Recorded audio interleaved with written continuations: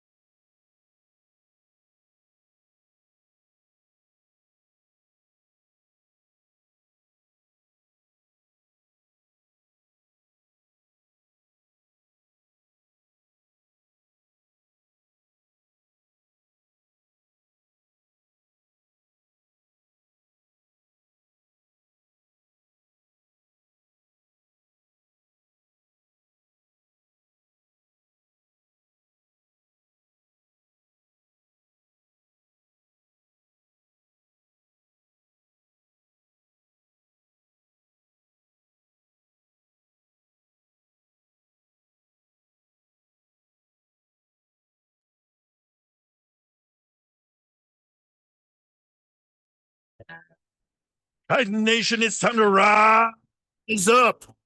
Introducing your host for Convocation, a towering 5'5" on a good day with boots on from the Twin Cities, your provost and vice chancellor for academic affairs, a man with ice in his veins and in his glass, Ed Martini.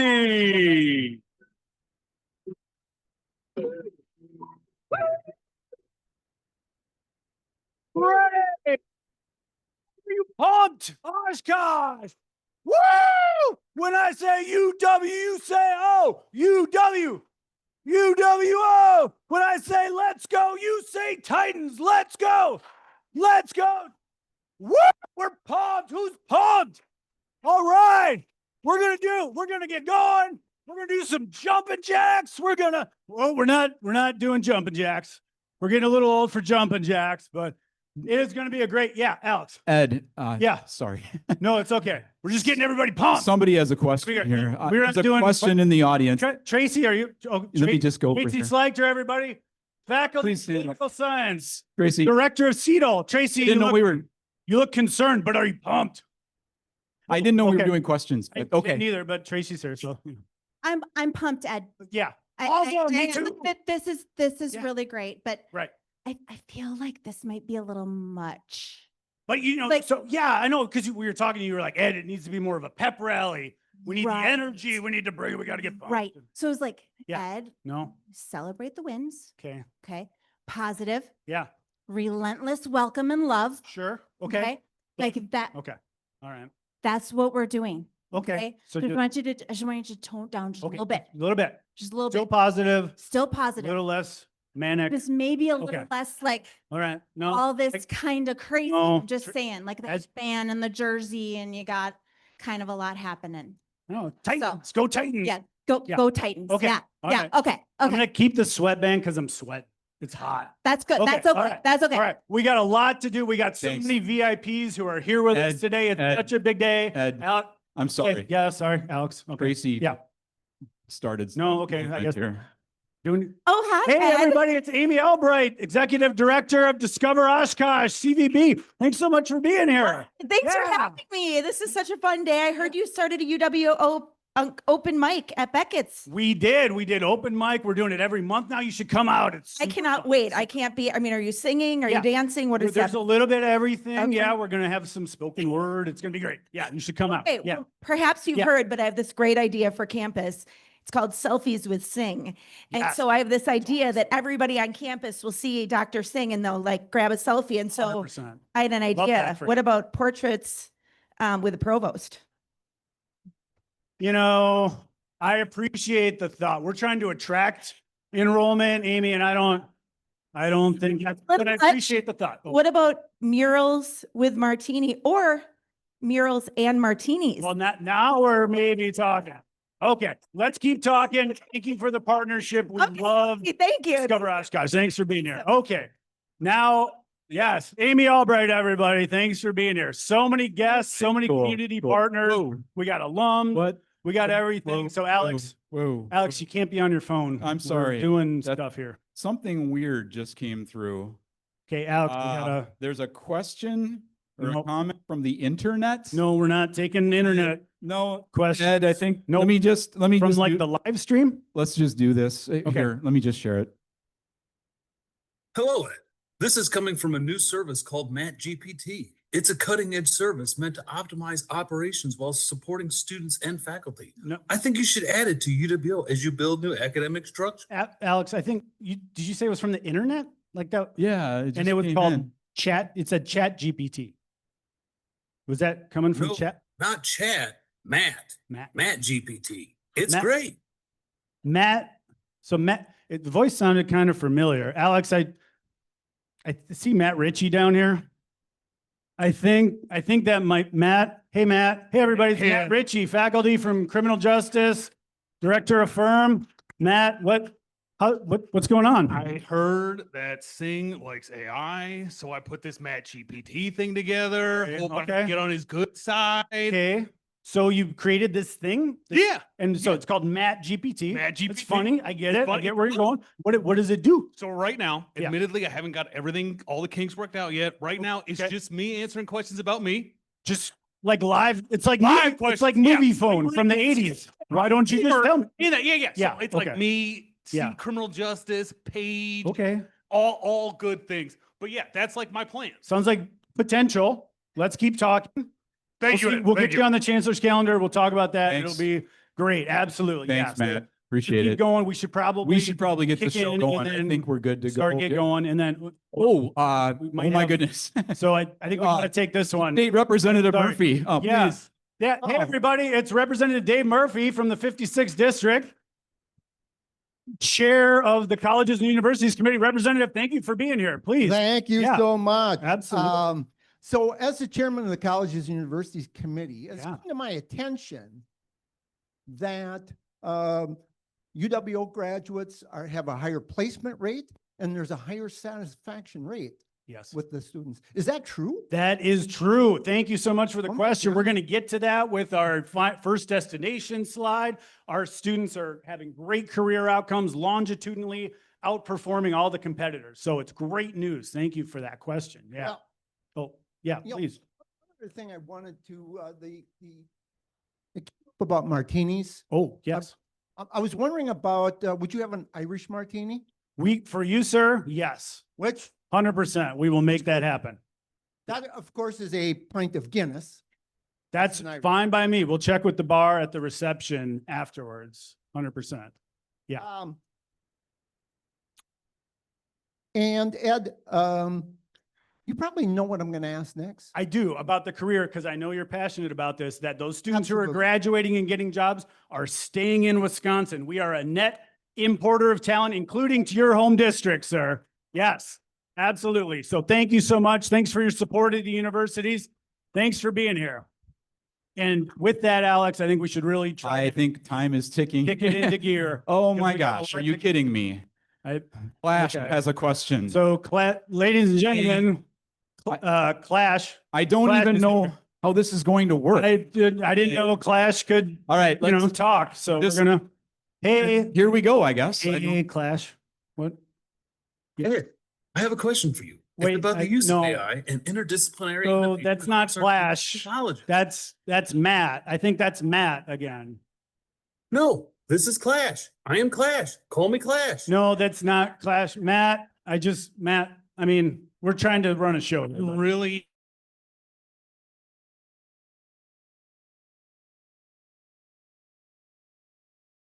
Appreciate it. Why not us? Why not us? Why not Not us? us. Why not us? Appreciate it. Matt, thank you so much. Thanks, Matt. Check out mattgpt.com. It'll be great. We got And to, I think, well, okay, we got time for let's, wait. one last question. Right, We're gonna here we really go. kick it Oh my in. gosh. Hi. Folks, I'm hey, going to give you this mic. right, I'll everybody, take look, it's Senator Kristen Dassler-Alvheim from our home Senate district.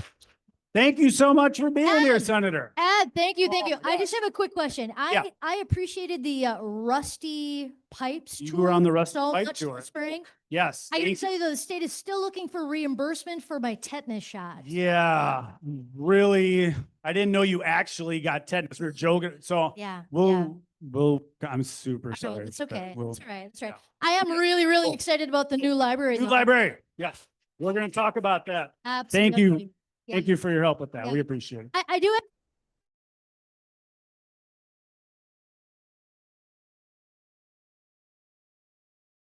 Question today. Yes, we actually expected that he would be here by now, any moment. He's probably backstage. He's probably getting pumped up. Alex, We did kind you- of- I didn't tell him. Tracy kind of Oh maybe my misread gosh. the pep rally. I'm a little worried that we didn't get. We're in trouble. He might be in trouble. He was So, not ready for this, so, I don't know. Can we do something? Whatever. I think. Well, let's see if we can just maybe bring. Oh, I think it might be too. Uh-oh. Yeah, it might be too late. Might be too late. It was good being your guys' provost for a little while. there. Sorry. It's time to rise up. Woo! 5-5 on a good day economist from India by way of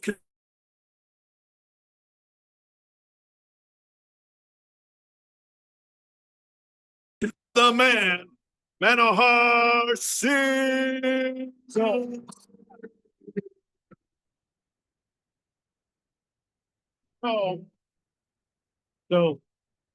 funny story. Funny story. I think I misread the whole pep rally thing. We got a little feedback. Maybe we're not doing headbands and jerseys and stuff, but good news. We got all our guests here. They're excited to hear from you and hear about your vision for the future. So tell you what, why don't you lose the jersey? I'll take that. Oh, so you want me to be the chancellor again? Now we got to do Chancellor again. And I'm going to turn it over to you and I'll be right down in front. So everybody, Chancellor Singh.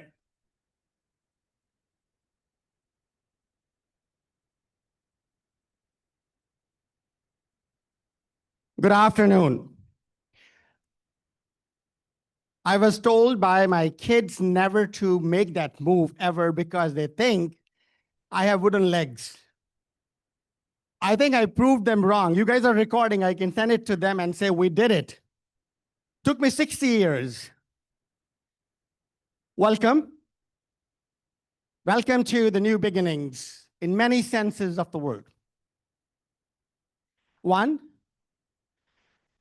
welcome to the new semester, welcoming the class of 2029, entering 2025. I am part of the entering 2025 class as well. When I was interviewing for this position, I knew there was no other place like this to spend rest of my career building what I know is a promise for tomorrow and the legacy of yesterday. And the promise, the tenacity, the grit of today. My optimism at that time, April 12th, has just only been reinforced. And that is because over the last 59 days or so, I have met several of you as my colleagues, as prospective students, as community leaders and partners and allies. Every one of us is united in our mission to do what we were born to do. To be kind and share the blessings that we have been given. All of you sitting here, whether you are directly related to University of Wisconsin-Oshkosh or not, all of you have shown me as a newcomer such a positive, affectionate, welcoming, receptive, and deeply embracing of me as your next chancellor. So for that, I'm in deep gratitude. This is my new home. This is my new family. I'm taking a pause. I'm going to introduce to you my family that we were together since we were 7 years old. I didn't get child marriage. I'm just saying we knew each other since we were 7 years old. She took me 19 years to convince her. Tejinder, please welcome her.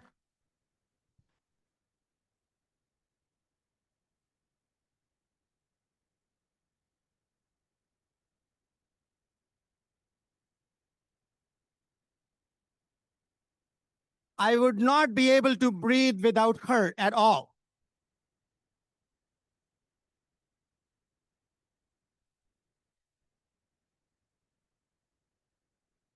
This is what I wanted to show Tejinder. The love that you have extended to me. And many of you have met Tejinder. You know how deeply the bonds that form a family extend to the formation of new bonds with the family that I am adopting you as and you're adopting me as. So thank you for that deep gratitude. What I have seen in our community leaders, in our staff, in our students, in our community partners, is resilience and a willpower. A willpower to not only overcome the challenges that you all are more familiar with than I am. I've seen many partners in many different universities, but none like you all. So thank you for being such a strong ally to the university. In recognizing my faculty, staff, coaches, alumni, local businesses, local civic leadership, elected and appointed both, a deep gratitude on behalf of University of Wisconsin-Oshkosh to you all, because we were able to overcome the challenges because of you. You are the reason for us to be optimistic today. You are the reason the power, the wind in our sails that we shall prevail because of. It's all absolutely, I'll repeat, all about you and because of you. It's a privilege to identify a few community leaders who have distinguished themselves through their service, through their support, through their kindness, through their affection for the university and for the community that we belong to. I have the pleasure of having Craig Culver, founder of the Culvers and Culvers Franchising.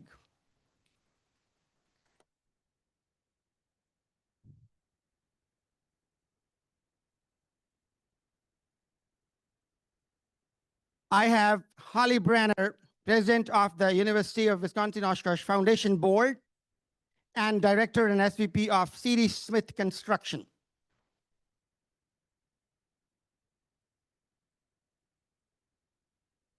I have the pleasure of having Mike Hochholzer, secretary of University of Wisconsin-Oshkosh Foundation Associated Bank.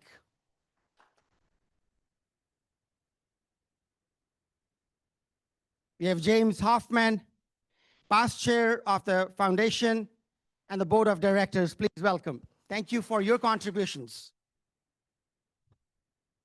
We have Rebecca Grill here, the city manager.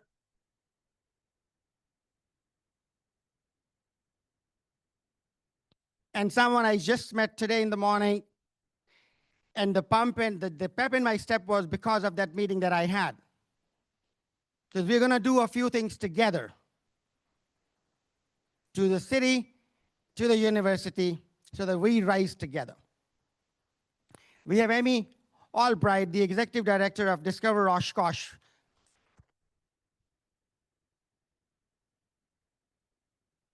We have Gordon Hines, Winnebago County executive here, please.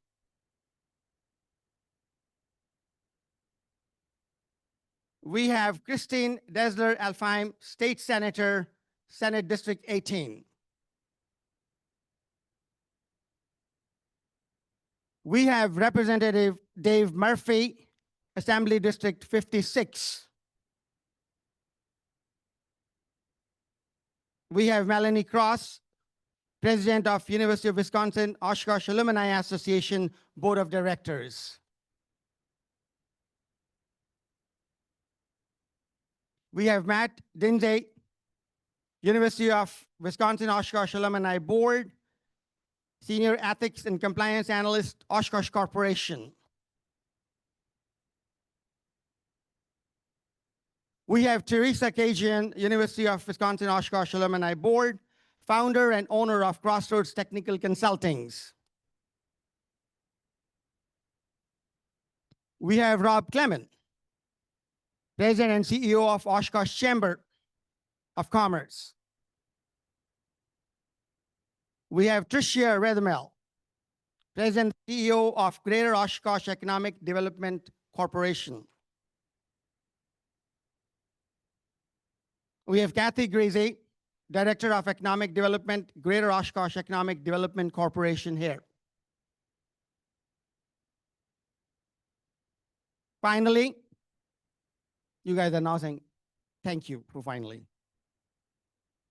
Sari Howell, President and CEO of Envision Greater Fond du Lac. There's a reason behind me putting these names out there. Actually, there are two reasons. One, to make you all aware that all these people have taken the time from the busy schedules of their lives and their professions, and they're here. That's a testament to what University of Wisconsin-Oshkosh means to them. It's unbelievable. It's a convocation ceremony, but it's welcoming the next chapter in our history with so many people in my faculty, staff colleagues, prospective students, alumni, and these distinguished community leaders, how can I not be optimistic about this university? We're going to change the world together. That's a promise.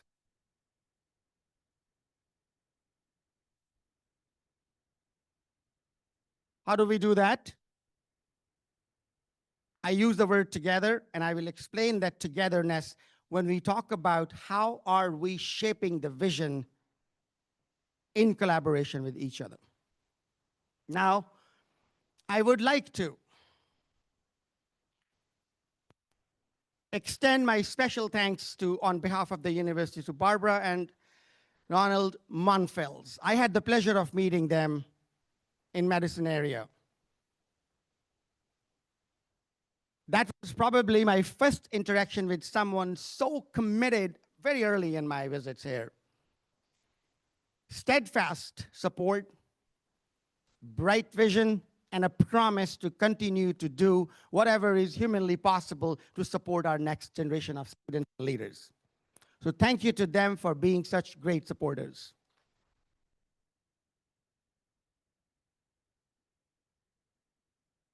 And special thanks to Jerry Gonyo, who has been a big supporter of our foundation and our philanthropic contributions to student success.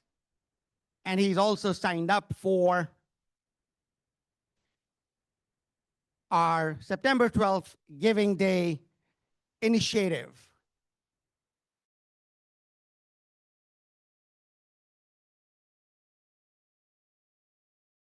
Institution where we lead all of us together to build the next generation, to build the next community of very harmonious, prosperous citizens, and to build a nation that is like none other on this planet. Thank you for being here.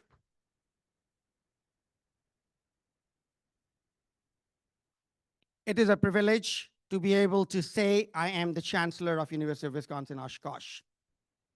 It's a moment of pride for me, my wife, my 2 children. At the same time, make no mistake, every time someone calls me Chancellor, every time I sign a letter, it is humbling as well, because I will never, ever forget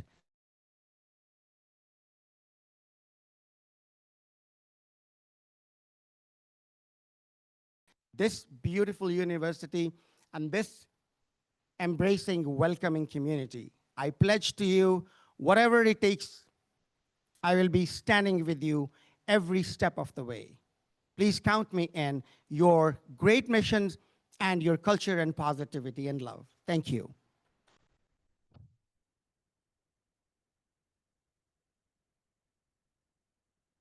I will not be standing here except for the support and guidance of our shared governance leaders. I have the privilege of them being here and inviting them over to the stage. Nathan Stewart is a professor of accounting and also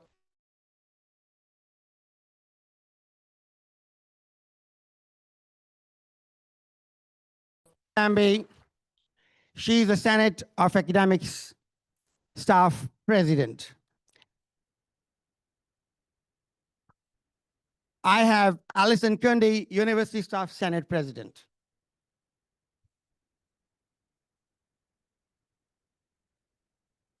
We have Sandy. We would love to express our gratitude to Sandy Yenes Velasquez for her leadership at Student Government Association here. She's not here today right now. Probably she's preparing for the classes that are coming next week. That's the quality of students that we have, the commitment. But thank you to you all. Thank you here. All right, I'm supposed to be going down now. Thank you, Chancellor. On behalf of shared governance, all 4 of our senates Chrissy and Ally. I'd just say a couple words and then we'll each say something about our own senates for the year. But we are grateful for the opportunity to be part of Convocation. I'm going to say that I know I am standing on the shoulders of many faculty senate presidents who have wanted to be here, and now we are here, and we're very appreciative of that and of the voice I believe that we will have with Chancellor Singh in the coming couple of years or much farther into the future. So shared governance is the faculty and staff voice in making things work at UWO-Oshkosh, and we want that voice. I think, and I'm going to shout out to Ally already, we've seen that happen in the last 6 weeks with parking comings and goings and doings and recognizing something that had happened that maybe shouldn't have, and we've already gotten that taken care of, at least to some extent. So we're out there working for you. But we're in transition. Lots of new things, lots of new members of the class of 25. We've got lots of I's to dot and T's to cross to make this restructuring work, to get all the things in place for student success and faculty engagement. And I don't know if Jerry Thomas is here, but community engagement, we're going to make that happen too. I think we're seeing that already live here today. So my charge as faculty senate president is to protect and be the voice of the faculty. But I say now we are going to make the choice. I'm going to encourage us to make the choice to say yes to making things better. Okay, we can come in with all the energy we have for however many years of and transform that energy into saying yes to making the positive happen in the coming years. And I think that's a choice that we can make. Is that 3 new things developed this fall, approved in the spring so that we can attract that many more students for next fall. I don't know if it's 3 or 5 or 1, however much, but let's try them. Let's say yes. Let's not be scared that we're not doing things right because, hey, we're going to learn. I've told 5 people today, look at the thing you're working on now that this is your new job. Cross out the stuff it turns out you're not actually doing. Write down the stuff that you're learning you are doing. Let's fix it. Let's learn together. Let's make it right. It's a choice. Most of you, some of you out there know me. I'm a stickler for procedure. I want the I's dotted. I want the T's crossed. So who is Nathan saying we're going to just practice and experiment? I'm trying to get out of my own way. I want you all to keep me honest on that. And I want you all to get out of your own way, translate that energy, ask, can we do this? And so far, my interactions with Chancellor Singh, the answer is yes, if we want to, we can try. And so I'm going to leave it at that. That's what we're going to work on this year, as many of those things as we can. Thank you, Nathan. Good afternoon, everyone. My name is Chrissy Lambie. I'm honored to serve as the Academic Senate President for this year. My campus home is Career and Professional Development. I see my peeps over there. Where I've worked for 21 years, and I'm currently the Assistant Director. During my tenure this year as Academic Senate President, I want to focus on 2 goals that I believe can strengthen our community and build our confidence in the work that we do. I'd like to build a stronger culture of appreciation. If you were in TLA or my TLA, you heard me talk about this the other day. So building a stronger culture of appreciation and encouraging a greater participation in shared governance. Our campus thrives when people feel seen and valued for their contributions and when every voice at the table, when every voice at the seat has a seat at the table. You know what I mean. You know what I mean. For me, this isn't just about policies and meetings. It's about connection and recognition and belonging. I'm excited to work with all of you this year to find meaningful ways to celebrate the work we do and the impact we make together. For all of our academic senate folks who would like to join us, we are working on a time to meet. Normally, we would have that information out to all of you. Stand by. We will have those dates and times and locations out to you soon. And if I can use this platform really quickly for a personal reason, Tomorrow, I'm going to send out an email looking for volunteers to help us with the career fair on Wednesday, September 22nd, 24th. So if you're available and would like to assist our team that day with a variety of different things, we would love the assistance and the help. If you're teaching a class, bring your students to the fair. Thank you.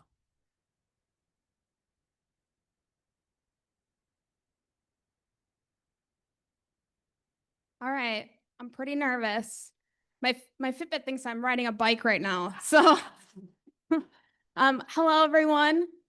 I'd like to begin by thanking Chancellor Singh for including shared governance in our convocation today. Very excited to be here. My name is Allie Kundi, admin assistant of the provost office. I'm just about to hit 3 years. Thank you. One of the main priorities this year for University Staff Senate is supporting and empowering staff through meaningful opportunities such as professional development, training, and resources that help us grow in our roles and careers. We also want to strengthen our connection across campus. That means we want to be more visible, we want to listen to your needs, and most importantly, ensure staff voices are being represented and valued. Above all, we aim to be strong advocates for every university staff member, working to make our university not only a place where students thrive, but where staff feel supported, respected, and engaged. I encourage you to share your ideas with us, connect with us, hold us accountable, and most just attend our meetings or just send me an email. Whatever, I'm here every day. I'm excited for the work ahead. I'm excited for my university staff senators and grateful to be serving as president alongside you this year. Thank you. Thank you. Good job.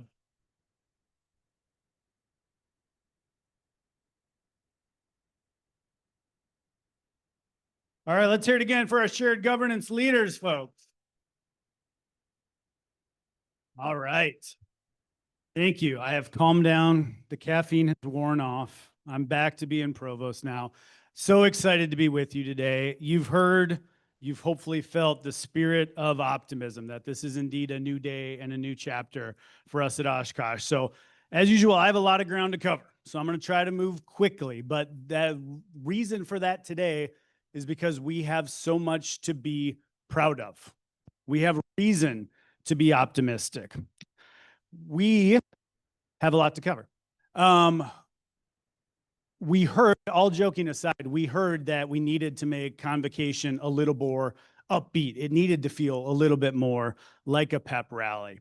And again, we have reason to do that today. So I'm going to start out by recapping a little bit of the year in review and just a small portion of the many accomplishments that we have to be proud of on this campus over the year.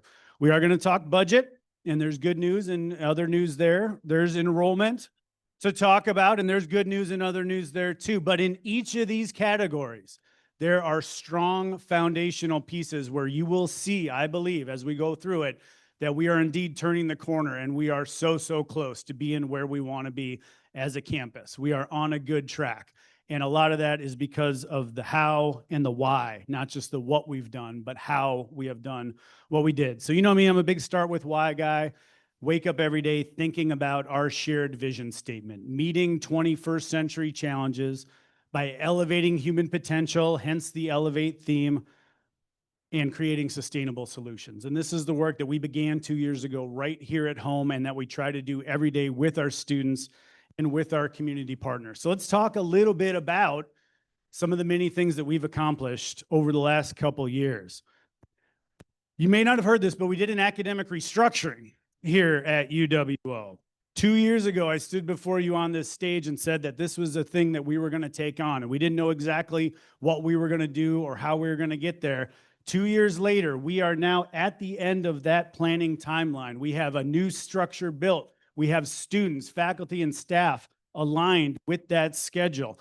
We still have work to do. We're still with Nathan dotting the I's and crossing the T's to be sure. But I believed 2 years ago today that we were capable of doing this work together. I believed a year ago today that we were on the right track and making good progress with a lot of work left to do.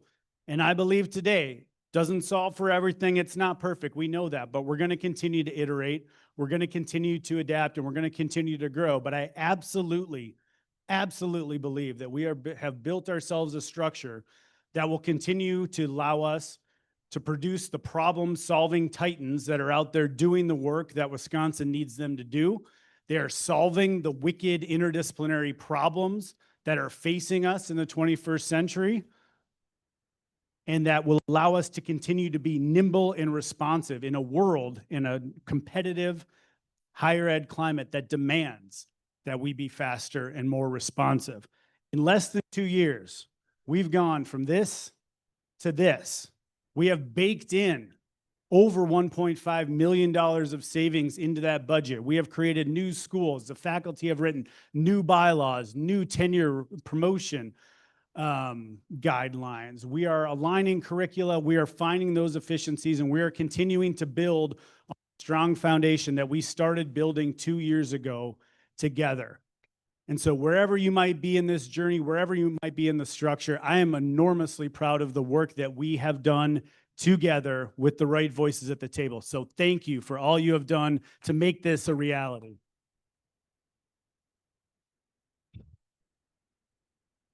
Along the way, we did lots of other stuff too. There's been so much going on in the backgrounds, especially when it comes to curriculum management, student success. There's some stuff that is still coming and emerging from this, and I want to highlight just a few of those for you. We have done enormous work over the last 2 years on what we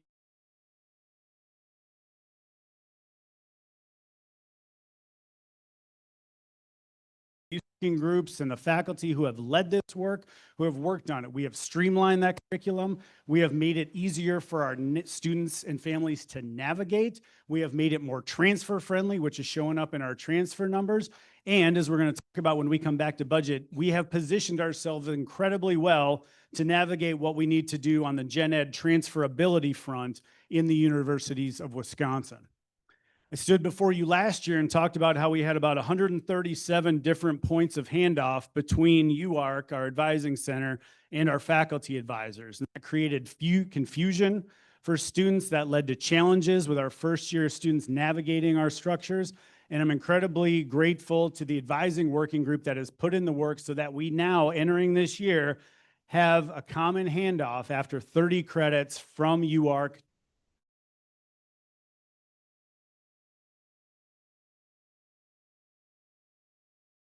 ask questions to find their path without having to navigate all the different possibilities that are out there. It's a great example of what happens when we put the learners at the heart of that decision. We've moved from a really decentralized, really inconsistent course and schedule building system to a centralized system in our registrar's office with dedicated expert course builders. And we did that all the while the registrar's team, with help from IT and financial aid, Bursar, and so many different people, completely rebuilt our student information system to align with the new structure. That was tedious, hard work, but it was absolutely necessary so that last spring, over the summer, and even this morning at Titan Takeoff, our students could enroll and get into their classes in the new structure. So thank you to everybody who made that happen. And there is more coming. We are adding new tools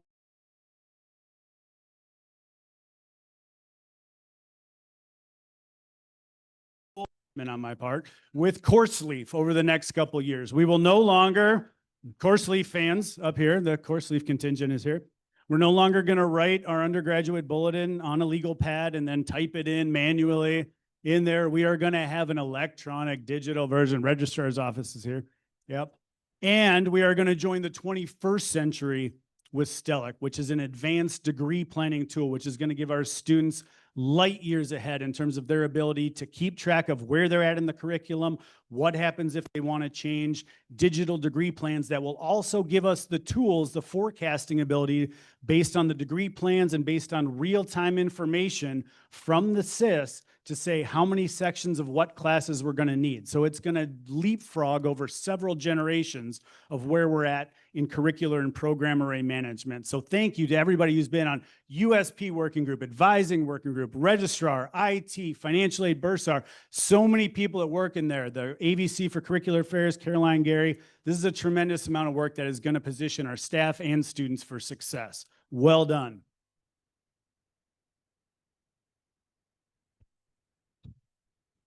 Who's ready for some more good news? Okay. We talked last year about a huge opportunity we had in front of us with our first year retention. We have struggled with this historically. You go back 10, 15 years, we were at 78, 79% first year retention, which was pretty good for our size, scope, and student profile. Over the last several years through the pandemic, that has dipped. We have an asterisk on fall 22 because we changed a lot of the ways that we were handling academic dismissals and probation. So that's a little bit of a blip.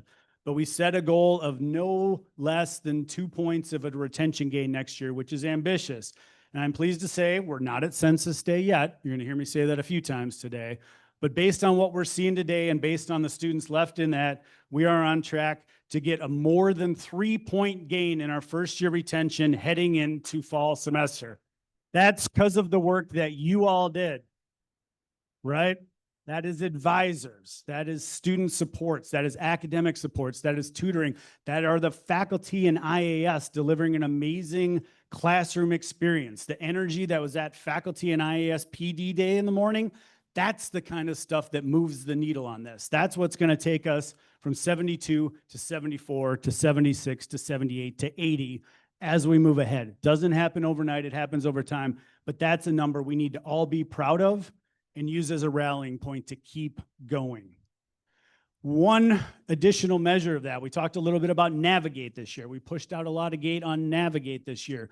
We're doing more training, more supports. Last year when we shared this metric, we were 9 out of 36. We were about worst in class amongst the UW comprehensives, and we set what we thought it was an ambitious goal to add 10 points to that and get up to 19 out of 36, but we didn't do that. We leapfrogged right over that and added 19 points to the score that EAB, we don't give the score ourselves, EAB said you are now that much further along on the maturity curve of using best practices in Navigate to coordinate the student experience, to connect with students, and to help faculty and staff advisors make sure that students are getting the information and the outreach they need. So big thanks to everybody who's doing that, Alicia Studeman and the Navigate team who's been leading so much of this work, outstanding work, and there's more to come this year. All right.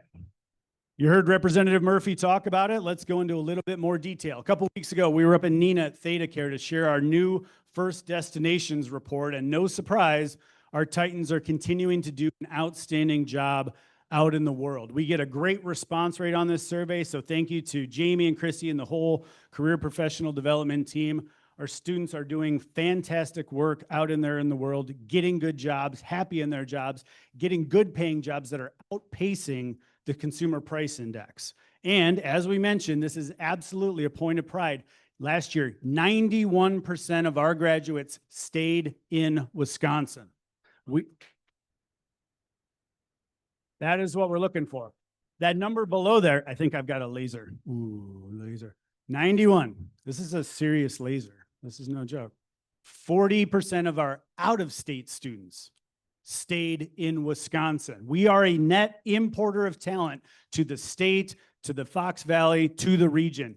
That is a point of pride for all of us. And it doesn't happen with all of our partnerships in the community, our local businesses, those that host internships. So we continue to plead with our local community, engage with us, partner with us, help us develop that talent pipeline that you all need, because it is working. But there's more. 82% of our students, 2 of the last 3 years, walked across the stage, got a diploma with a job already in hand. Not 6 months later, not 9 months later, as they graduated from college, degree in hand. We want to keep that going and make it even higher. All right, and here you see again, the median income going up, but actually outpacing inflation by 1 to 2 points on the average. This year, we added another tool, and this is longitudinal data. And thanks again to the CPD team, all of you, the colleges and the schools that push this out through LinkedIn to connect with our alumni. The NACM survey tracks graduates 5 and 10 years out from graduation. So not first destination, they might be further along. And in category after category, UWO graduates are outpacing our peer institutions and national averages by between 5 and often 10 points. That is a point of pride. My institution helped me understand career opportunities. We are above 70% overall and for both those cohorts versus national averages in the high 50s, low 60s. My institution helped me understand what opportunities were out there for career, right? Students who completed an internship, well above national averages, but we know we need to continue to grow that number and make sure every UWO student has access to an internship, to a clinical placement, to a field placement, but well above national averages, okay? And this is one we really want to draw attention to. I think everybody knows, if you don't know, you're going to learn this year, how wonderful our CPD team is. But pay attention to these numbers up here. I'll use my laser again. The person in my institution who helped me most with my career, faculty, take note, 64, 70% at UWO, well above national averages. All that work that you were doing, those conversations, the preparation you do in class, the office hours conversations, it makes a difference. You may not even know you're making that difference at that time, but 5 and 10 years later, our Titans are coming back and they're telling us about all the great work that our career team did and all the difference that the faculty and their instructors made in their academic and professional journey. So thank you, and let's keep building on that as well, okay? And then finally, these aren't just jobs, but these are good paying jobs. Students are changing their family trees. They're earning more than their household income that they grew up in, which is counter to a lot of the narrative that you hear in the media these days. So lots to be proud of there as well. So we talked a little bit about the Rusty Pipe Tour. Sorry, Senator, about the tetanus. But for those of you who didn't go on it, we spent a good chunk of the last couple of years walking through the murder scene of Dexter over at Polk Library, sheeting, covering our collections, literally taking people on the Rusty Pipe Tour, showing them in the background, planning for what would happen if or when that building failed over the winter, worried about what would happen when we turned the steam pipes on, worried about another flood that would damage our collections. Kudos to Sarah, Nisus, and the whole Polk Library team for sticking with us through this, and the facilities folks who helped us plan with it. Unacceptable. No way we were going to stabilize enrollment on this campus with that as the centerpiece of our library. So very pleased once again to celebrate that, thanks to the state legislature, thanks to the universities of Wisconsin, thanks to Governor Evers, in 3 years, we're going to be walking into a brand new learning commons.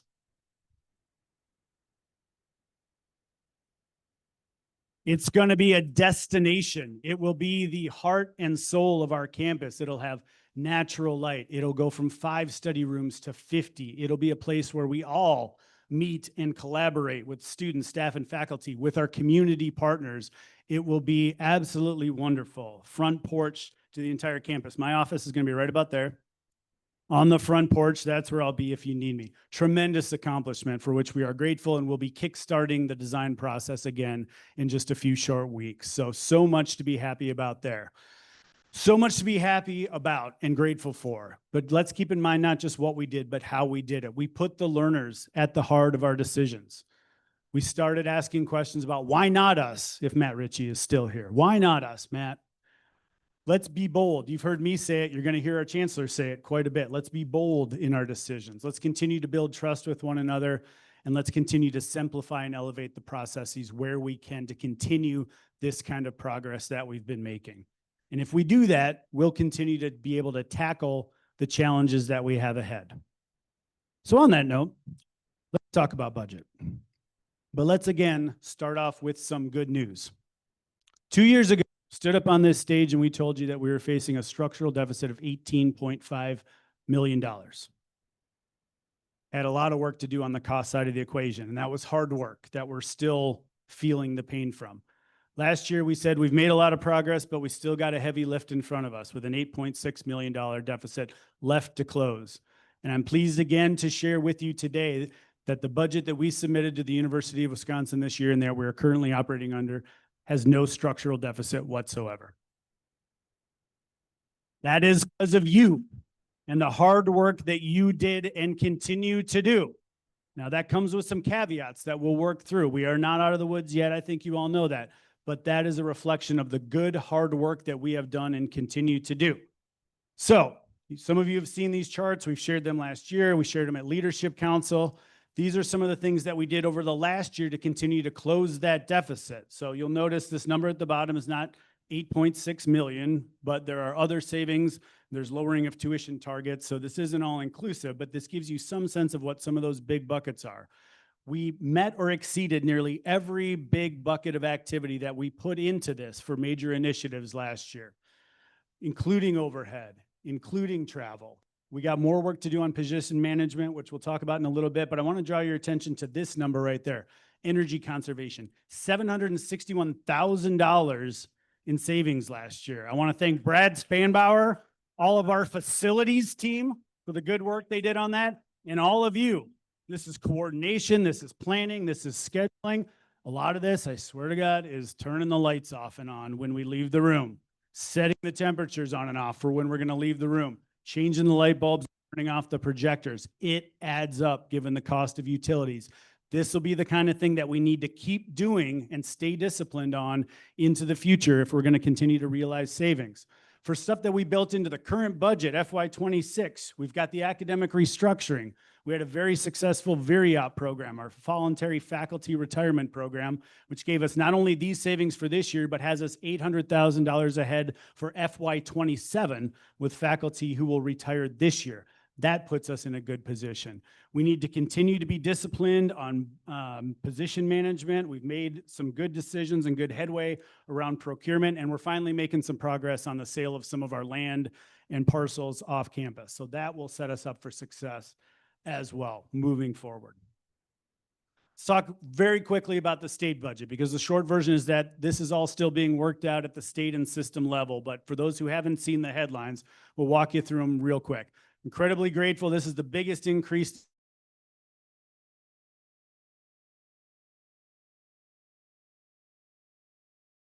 in higher education.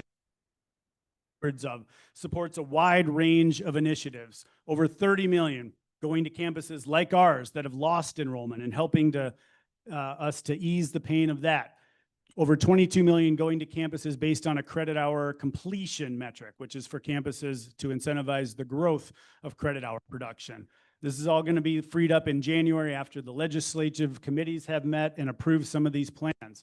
There's more money for telehealth for our students. There's money for recruitment and retention of faculty in high demand areas. There's the pay plan that we're all benefiting from. And there's additional money for a standard base adjustment for the universities of Wisconsin. We don't know exactly what the formulas are for these yet or how much money will flow to UWO, but we will keep you abreast of that as we go through fall and those decisions get finalized.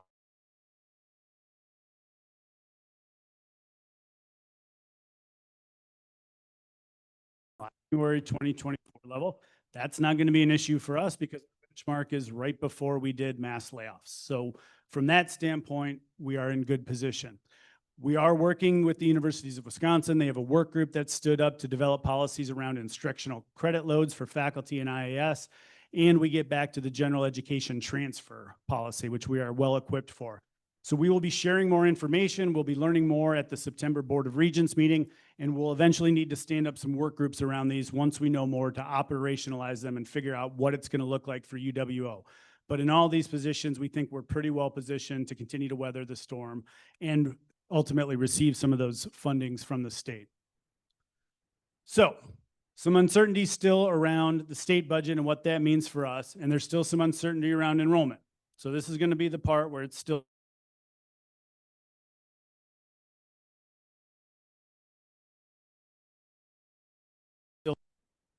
we budgeted for 2.25% down in FTE. I'm here to tell you today that it's going to be a little bit lower than that. We've been tracking at 3 to 5% FTE over the summer. If you put me on the spot today, I would tell you it could be a little bit closer to 5.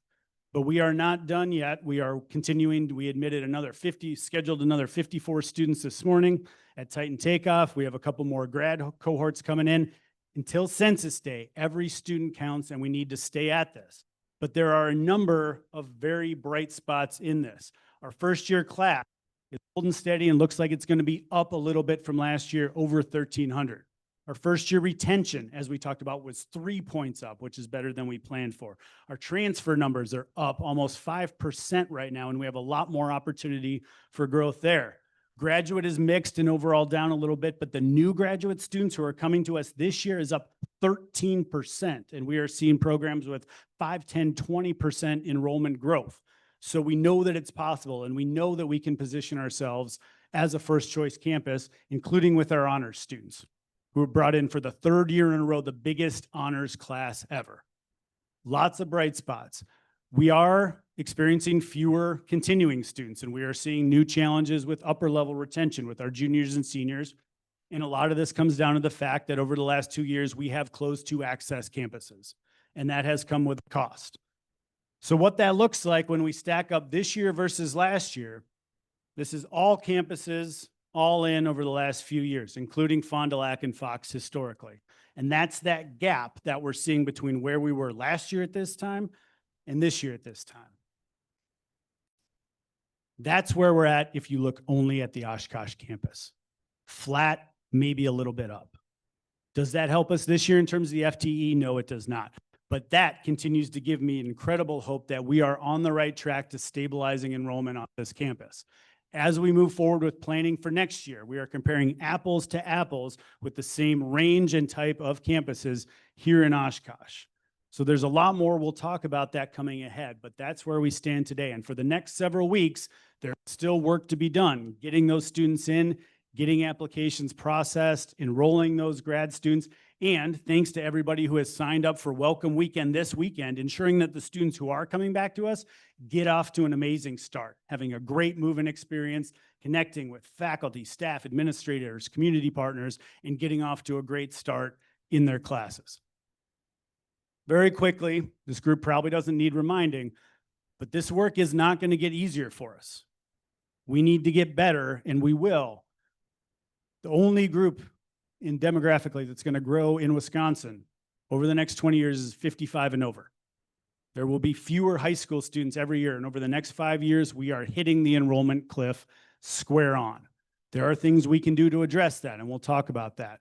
We continue to see challenges in the participation rates, students who graduate from high school but are choosing more and more not to go into higher ed, and we continue to face challenges from across the spectrum on what the value of higher education is in general, along with what the actual value proposition of UWO is. So that's a question we're going to be tackling this year. So with all that in mind, it is going to continue to be a competitive environment. And we are going to have to compete like we've never competed before, which we are absolutely capable of doing. Anybody know who our top 5 competitors are? Students who were admitted here last year but chose to go somewhere else. Somebody's been to this presentation before. Those are the 4 of the top 5, right? That's not bad company for us to be in. But number 1 went right into the workforce. They didn't go to Fox Valley. They didn't go to Ripon. They went to work. And we ignore that data point at our peril.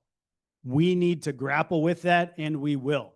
So moving forward, we are going to, like we've never had before, had an enrollment strategy. Since we've been here, we've been in fire drill mode. I get that.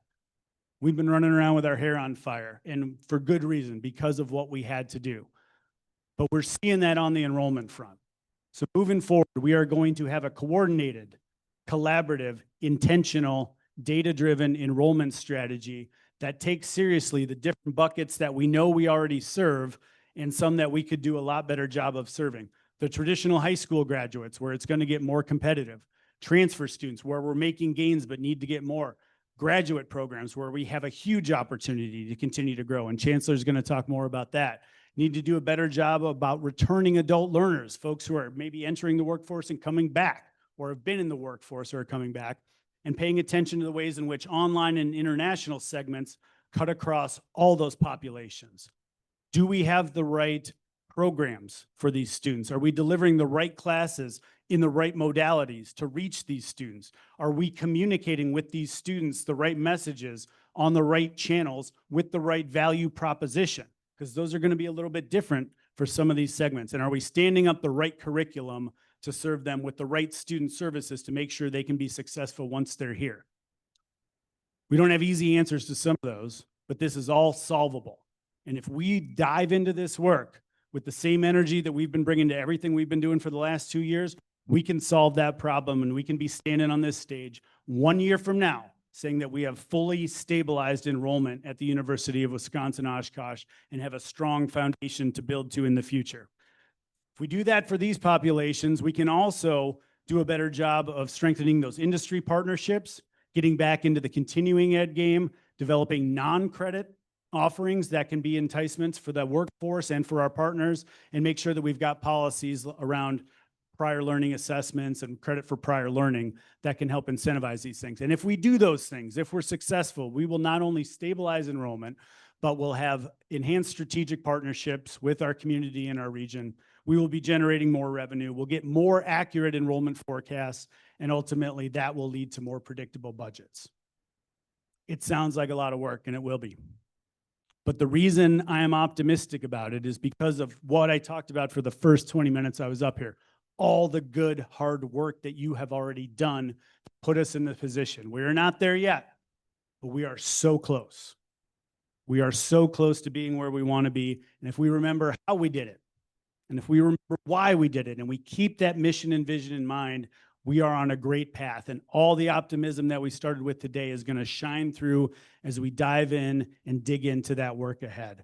I continue to be optimistic, I continue to be excited, and I continue to be proud of this community and our resilience and our ability to overcome challenges. And I'm confident of where we're going to be a year from now with the result. But to help with the final touches on that picture, we need to hear about what's next. And with that, I would like to bring back up to the stage our Chancellor, Dr. Manohar Singh.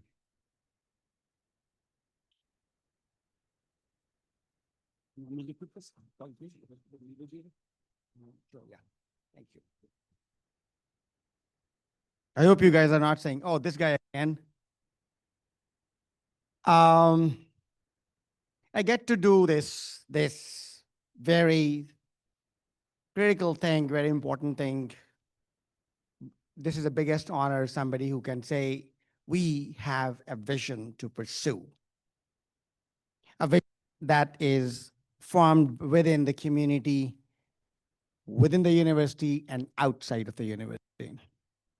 The lines between the university and the outside community are going to be completely removed, blurred, and then completely removed. We will be one. You've heard Provost mention about what is next, and I say it is resurgence after the rebound.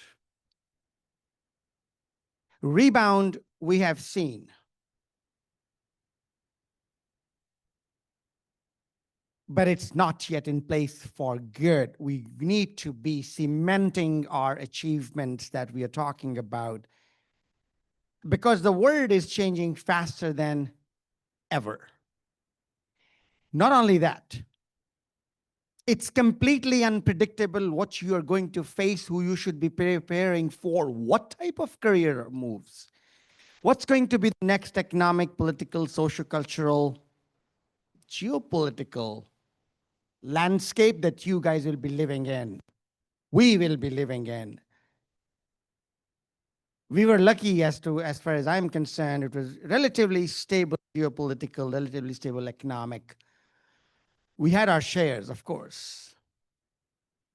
But now with technology, with the artificial intelligence, the machine learning, the cyber crime, you name it, you got to be looking forward to something that is not traditional 5-year plans of state strategy, and we can just keep counting upon state and taxpayer dollars, and we can keep counting upon new children being born and sent to colleges. All is changed. Let's get ready for the ride that could be tumultuous unless we are responsive, agile, innovative, and resilient. Resilience, you have shown. I was not part of those experiences here, but I was part of those experiences exactly same at Western Connecticut State University, where I was president. I was part of experiences as the dean of the grad school at Southern Connecticut State University. But they have overcome challenges there. You have done something bigger than that. Not only you have wiped off the deficit as an institution, but there's something called structural deficit. And I want to remind us all here, this is part of my job, that those structural deficit reductions did not come without cost. We need to honor the sacrifices that were made by people they are here or people they are not here anymore. Those sacrifices will be honored when we look forward to what we are going to do in future. First and foremost, we want to have a vision that is shared. Who we are, what we want to be, how do we stay relevant?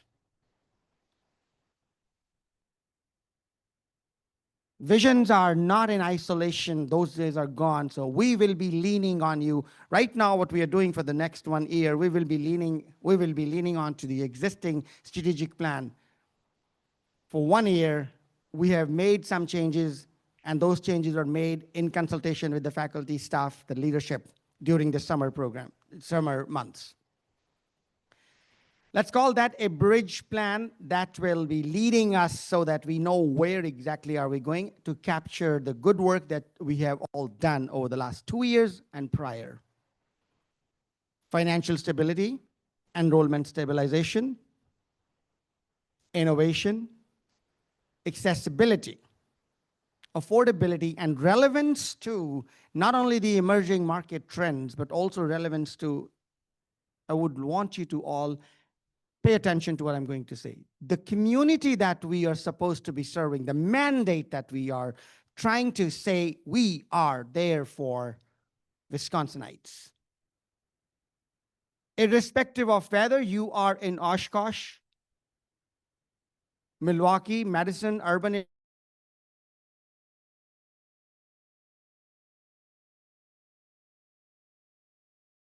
and remote areas, UWO will be there, and that's part of our next strategic vision.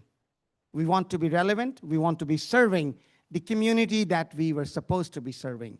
Our research, our teaching, our enrollment strategies will be all focused on including every single person in the state of Wisconsin. We have a system of institutions. We'll be collaborating with them so that no one stays uncovered by the reach of accessible, affordable education. And that's a promise.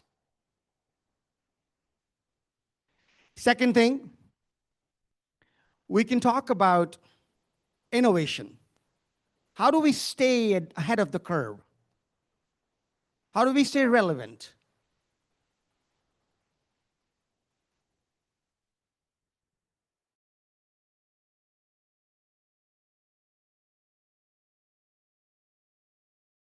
Responsive, agile.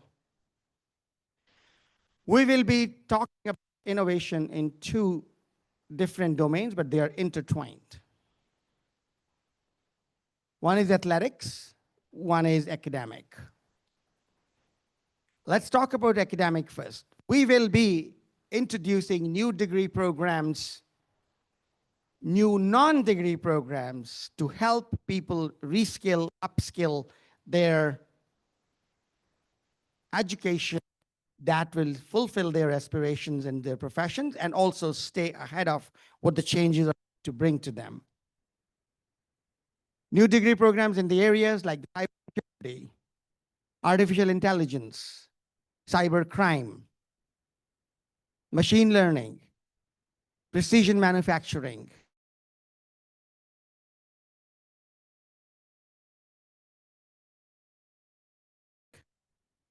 we will be leaning upon the community to form partnerships.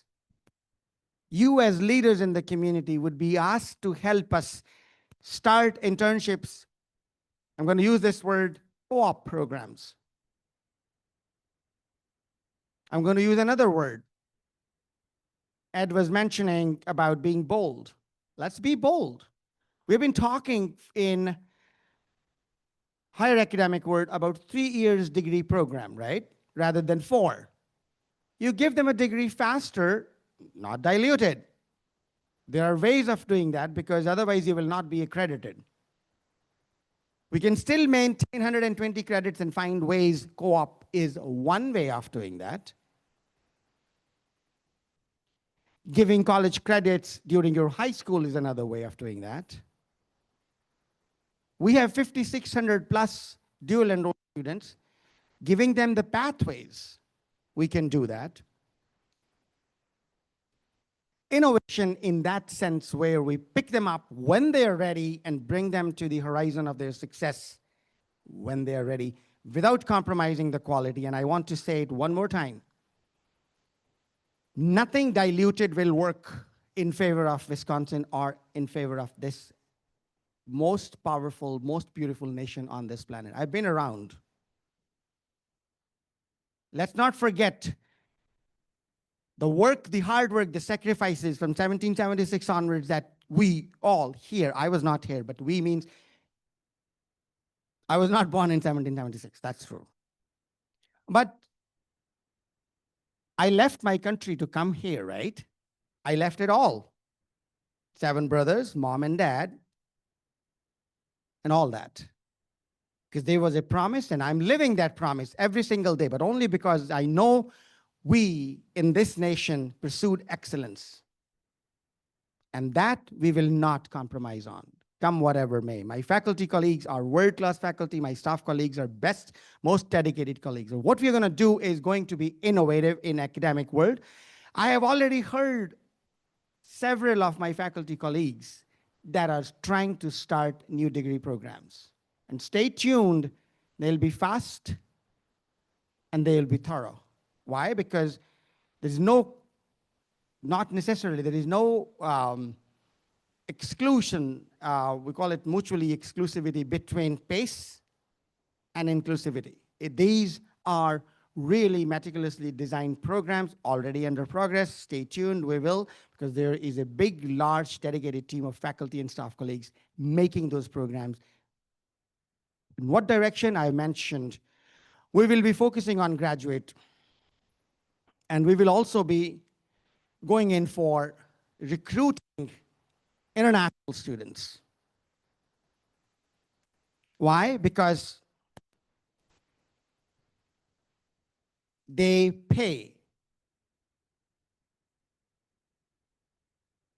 They live here in your dorms. They start eating burgers and cheese.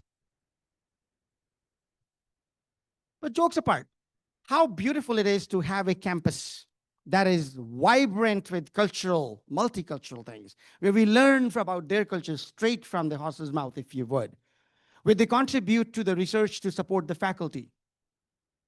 Undergraduate demographic cliff can be negated by focusing on new programs and new populations to serve. And remember this, new programs are not necessarily just in artificial intelligence, although artificial intelligence is new math. It permeates everywhere. But as I mentioned earlier, our focus on academic innovation would be towards rural areas, whether it is telehealth, whether it is sustainable agricultural farming, whether it is increasing the productivity of your farms, fighting the disease, countering the weather pattern changes that damage crops because of out-of-cycle expected rains and storms. Our faculty colleagues are right at the forefront of that research, and I want to make sure all of us hear loud and clear that that research will be community-centered, relevant to my faculty colleagues guide me in that. I have several examples and several faculty colleagues willing to roar and go forward and say, this is what we do. Increase in enrollment is one source of revenues that feeds onto, I'm an economist, so revenue cycles and then costs. Enrollment growth will give you revenue growth, whether it's a graduate, international, new programs, community-focused programs, or professional development certificate for reskilling. It'll bring us some much needed revenue growth. We have learned, we have practiced, we have mastered containing costs and being efficient. And that quest will continue following the best practices that we have learned from and we have devised. But at the same time, let's remember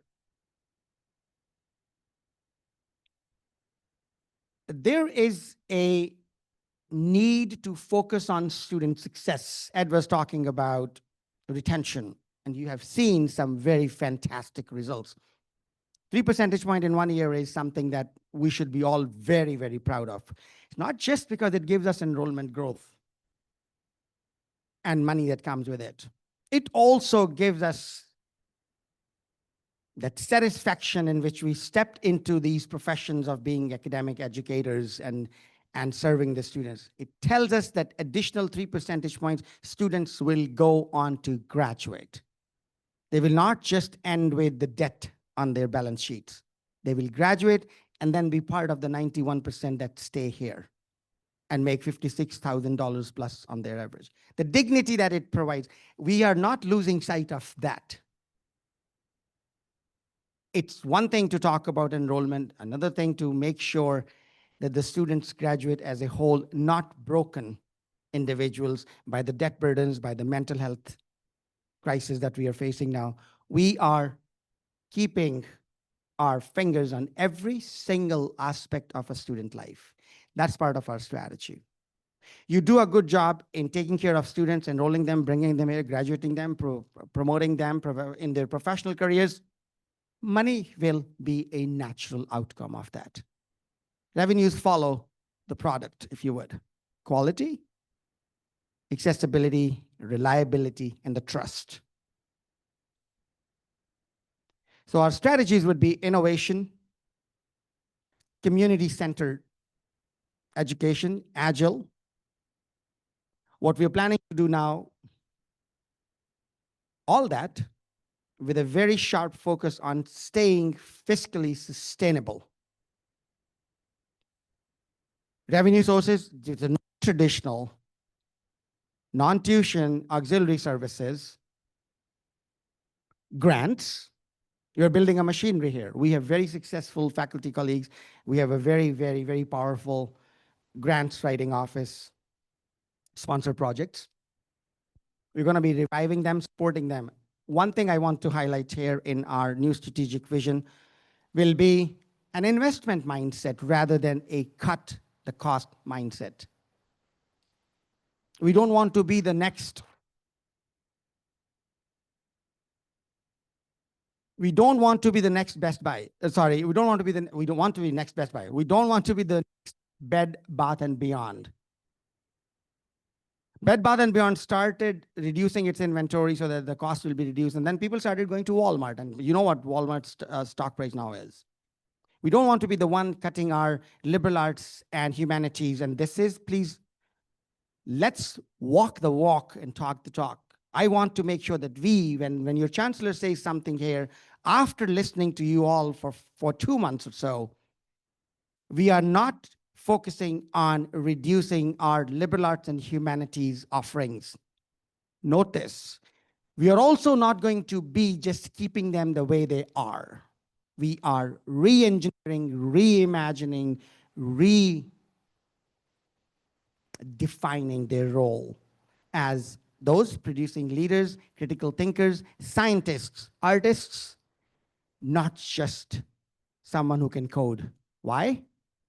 Because World Economic Forum report says that over the next 10 years around the world, 90-some million jobs will be gone away because of AI. If something can be routinized, computerized, it will be better than human beings. However, the good news is there will be 170 million more jobs created because of AI. We are here to serve those 170 million new job seekers. Does this make sense? We are bound by our promise to the state of Wisconsin. We are bound by our promise to humanity that we will make the world a better place with every single stroke of our keyboard and every single writing of with our pen. That's who we are. But not just academic innovation. We have already done this. We have realigned structures. Interdisciplinarity is a big one. Here you solve the problems rather than siloed degree offerings. We are ripe for that new structure. That's what we are going to be doing. I can keep talking about academics. Before you start leaving the room because of that, I would rather start talking about sports. We are going to be, Daryl is sitting right here, going to be innovating in that we will be listening to the community and responding by introducing those sports that are growing. Women's flag football.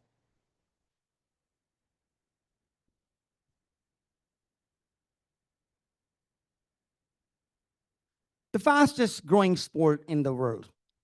It is.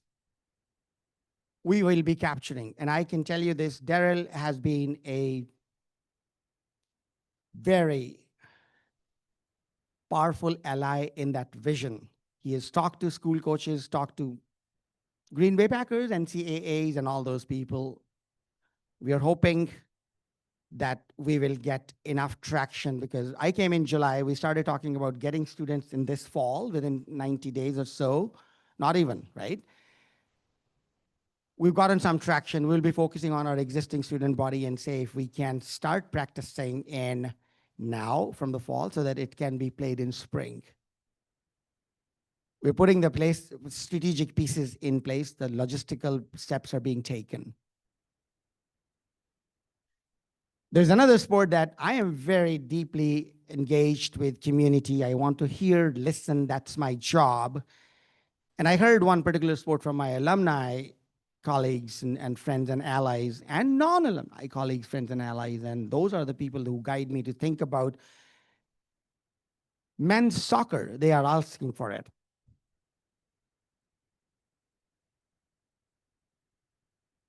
I'm hearing here claps. That means those guys are telling me correctly. Now what?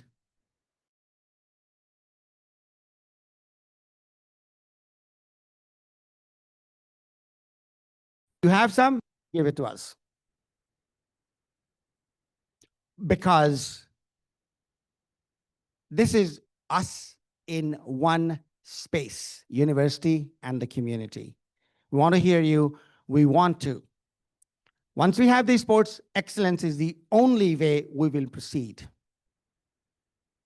We have our eyes on the championships. We have our eyes on the academic performance of athletes. I was at women's soccer, 3.65 average, which is so exceptional in that they were given the award. It's called an coach's academic award for our women's soccer team. The point is, they're not alone in this. There is a legacy that we are building upon, legacy of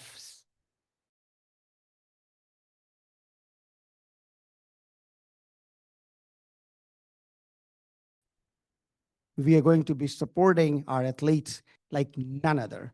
We're going to be supporting our athletic programs like none other. I have my experiences at Western Connecticut State University, 7 new sports in 2 years with 131 additional athletes. I'm a PhD in finance. I do talk about numbers. 131 multiplied by $20,000 is a lot of money. Right? And then add to that, they will stay on campus and enrich the community. They will spend the money in the community. And remember this, it's called economic impact. The regional economic impact of Western Connecticut State University is every $1 spent leads to $1.7 additional impact on the economics. Spent by the university would lead to 1.7 in the community.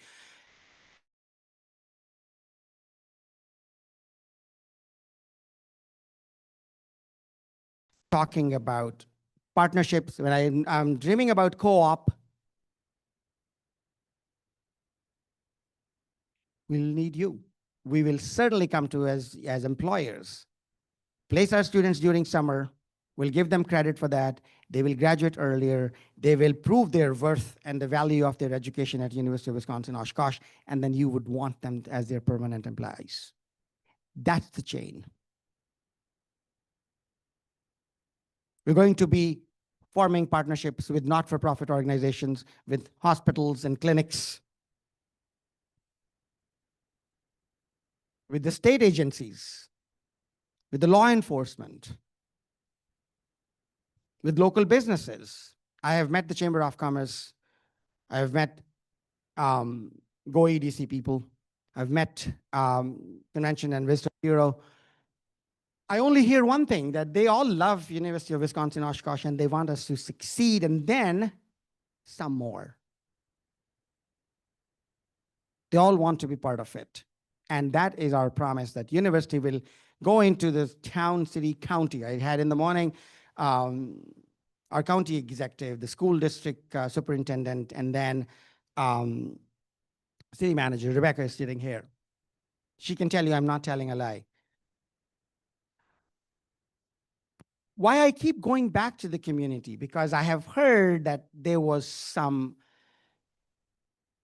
opportunity and potential to build upon and be one. And that's where I started my message with togetherness. We are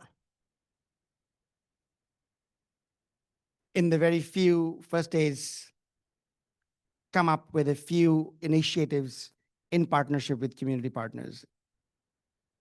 Academic, employment, service. Especially getting our reach of service and education and health and to the communities that have not been yet reached by us.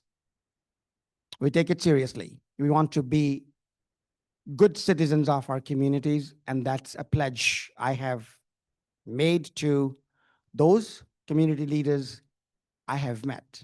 And that pledge is not just Manohar Singh's, it is a pledge of my faculty, staff, colleagues, and my students. You will see them serving the community needs. It takes a village, and I started my interview at this April 11th and 12th. You are the village. And the village is only showing me the more and more and more strength. That's the cause of my optimism. They made me do this. Do I need to say more, or can I rest my case? So here is what I am promising. We will not just be asking for your philanthropic support. Money matters, and it is an asset that can do a lot of things. And a promise of using communities and taxpayers' money the most prudent way is another pledge of mine. I have a background in finance. My CFO colleagues, my finance, accounting, business, sociology, all professors are going to be together to make sure that we spend your money to the most best usage, the highest possible return on investment. So please open your hearts as you have always done. Open your wallets as you have always done. Maybe this time a little more, but we are having this September 12th Giving Day. I will be requesting my staff and faculty colleagues. I will be contributing to biggest mite possible that I could. It doesn't matter how much one contribute. It's the spirit, it's the support, it's the sentiment.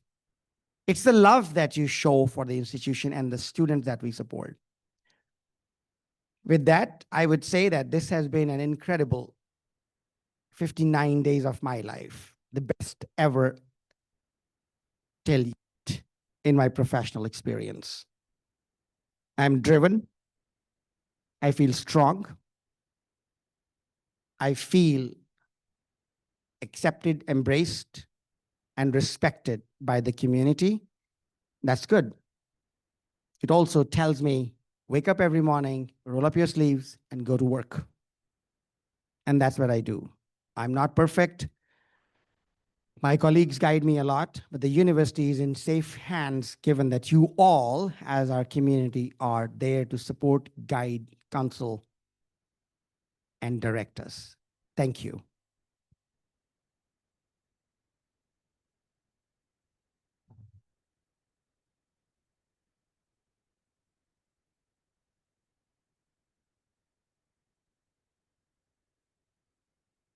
I wanted to make sure that I've been talking about my colleagues and we being in the safe hands because of you and because of the colleagues that I'm talking about.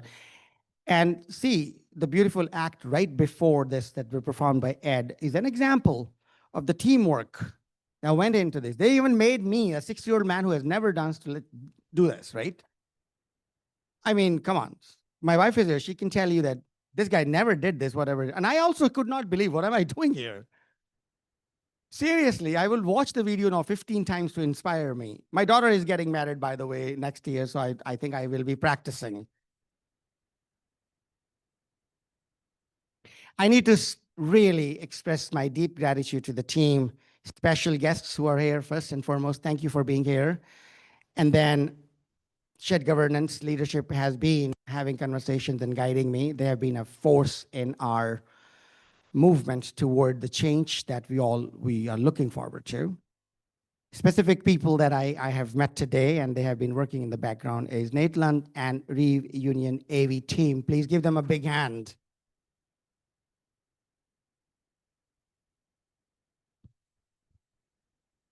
An incredible dedicated team of university marketing services here. Please give them a big hand as well. Events and conference services led by Lynn. Please give them.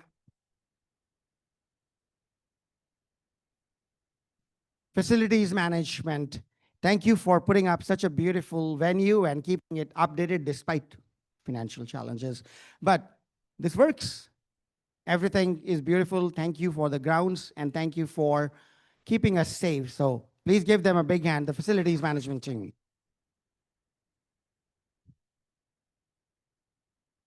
I'm sure you're hungry, so let's thank the dining people so that they can feed us well. This is a good time. Thank you, dining services. And the Clash, our Titan, the most powerful superhuman being. So thank you, Clash, for being with us. Thank you.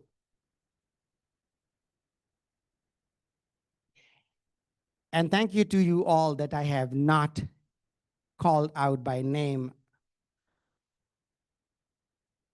You're heard, you're felt in every step we take forward. You have contributed to.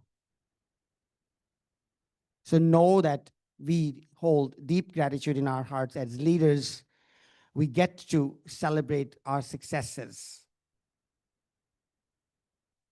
But we know that behind those successes are people like you. So with deep gratitude, thank you so very much.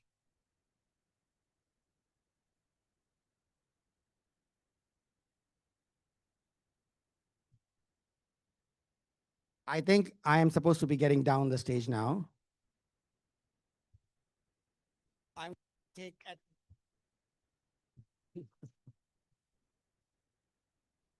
All right. Before we go, we got one last thing. Remember, yeah, please stay. I'm sorry I messed up. so please, in just a minute, we do want you to join us out on the Leflin Terrace. It's a beautiful afternoon. Come join us for refreshments, food, and community. But before we go, we have one last thing, and that is to bring it back to why we're all here, which is our students. We have an amazing new video talking with our students about why they chose UWO. So we're going to leave you with that today.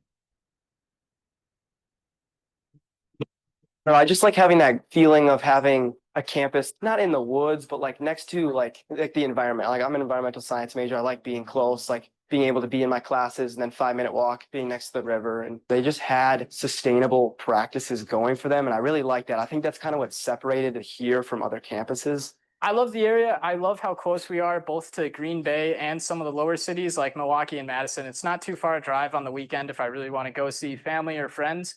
It feels like it's very worth it to go to school here. I've had a great time every semester, every year I've been here. It's very worth it in terms of my money, but it's also a place where people can sort of discover their own worth. I have met every single job connection, internship connection, all of that I have met here on campus, through campus events, through people that I met at campus events. I want to go somewhere where I know the professors are the best of the best in the state. I didn't want to go out of the state and pay more for tuition or anything.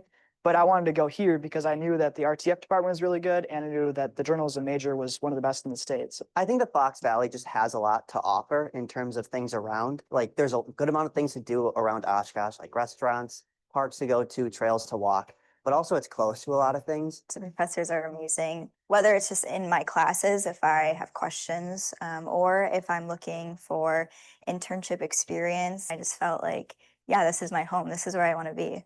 People are nice here, lots of great music events, lots of job opportunities here. I picked UWO because it wasn't too far away from home, but it was just far enough that I could get my foot out the door and I could start building a life of my own. And that's really what I've started to do here. And I wouldn't change anything that I did. I would pick Oshkosh again. One word, I would say green. Desirable. I'd say inclusive. It's supportive. Spectacle. Worth. real, Local.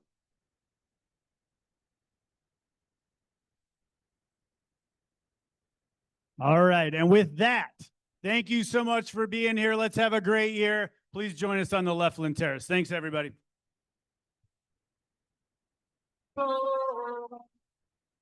Right.